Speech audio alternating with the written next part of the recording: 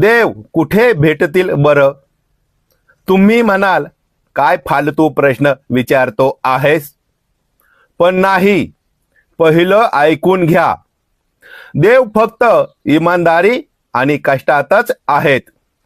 आणि ह्या दोन्ही गोष्टी आपल्या जवळ आहेत का, याचा प्रथम आपण शोध घेतला पाहिजे.